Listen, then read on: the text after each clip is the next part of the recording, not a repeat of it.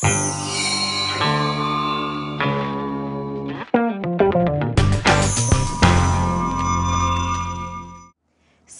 host and Newsweek contributor Fareed Zakaria spoke at Fairfield University as part of the Open Visions Forum on Thursday, October 30th. News 64 sat down with Zakaria to discuss the upcoming 2008 presidential election. So my first question for you is, last month in one of the issues of Newsweek, you wrote an article entitled, "Palin is Ready, Please." And you discussed all the reasons why Governor Sarah Palin's not ready to be Vice President of the United States. And yet, what's so interesting to me is that she gets incredible turnout at her rallies, and even some top conservatives have said, she's energizing and she's mobilizing the base.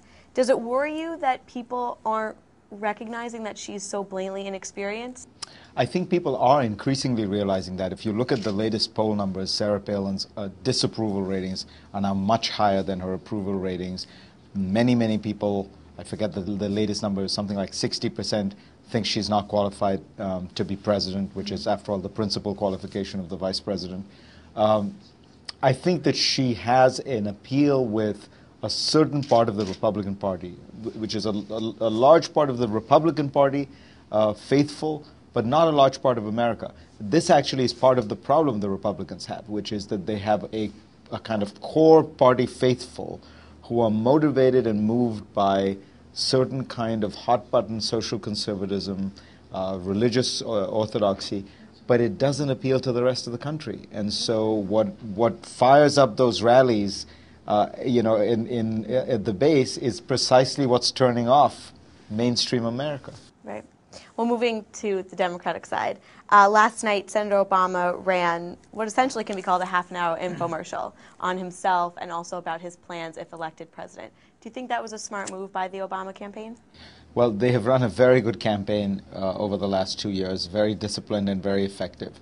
So I think it would be absurd for me to claim that I know better than them.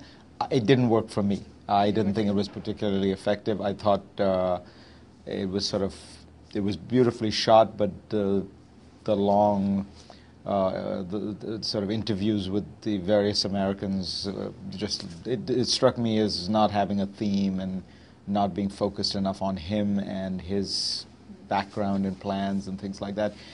But as I say, they've run a very, very good campaign, and for all I know, there's good market research that suggested it would work. Yeah, well, it'll be interesting to see how it affects the poll numbers. Going back to another article that you wrote for Newsweek from one of the issues this month, it was just a few weeks ago actually, you argue the case for why Senator Obama should be the next president. And you wrote in the article, quote, "Let's be honest, neither candidate has past experience that is relevant to being president." And yet Senator McCain has been arguing since day one that he has the experience to be president and Senator Obama does not. And just recently, those comments by Senator Biden saying, Obama will be tested by the world community once elected. McCain in response to that said, well, I've been tested. Do you think that's a false statement? Do you think that his argument that he has more experience is not really true?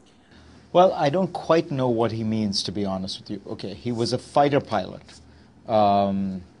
Does that mean in control of one plane? Does that make you, ready to lead in a country of 300 million people and a vast, bureaucracies? He's been a senator. What he's managed has been the Senate staff of the Arizona senator, which is tiny. I may have missed something, but, the point I was making is that executive experience, the task of leading the federal government, is a very unusual, perhaps unique challenge.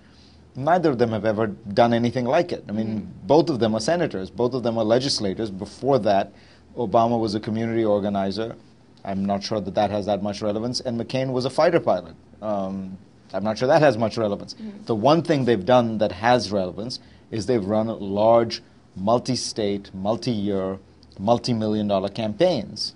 And the point I made was McCain has run a very bad campaign by even Republicans' acknowledgement. Right. And Obama has run a very good one with very little dissension, with a lot of discipline, using money very effectively. So if there is any executive experience here, the balance actually tilts toward Obama. One last question for you. In the past few days, there have been several reports coming out of the McCain campaign that there are divisions within the campaign between Senator McCain and between Governor Palin and their two respective camps or handlers, whatever you want to call it. Do you think that Senator McCain made a mistake in choosing Governor Palin, or do you think that these divisions are symptomatic of any failing campaign? It's a good question. I think it's actually the former. That is to say, I think McCain made a reckless and poorly considered decision to choose Sarah Palin. My understanding is that he was actually not happy with the idea originally. He wanted to appoint Joe Lieberman, the senator from Connecticut.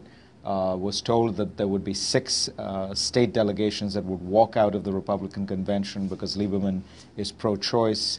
And then he, in kind of recklessness really, decides, all right, I'll try and do something else that would be dramatic, and chooses somebody from sort of the other end of the ideological spectrum, and not knowing how well he would get on with her, not really thinking about how much broad appeal she would have. So I think it's very difficult to imagine that John McCain actually thinks Sarah Palin would be qualified to be president. I mean, this is a guy, I mean, I don't know him well, but I've known him for a long time.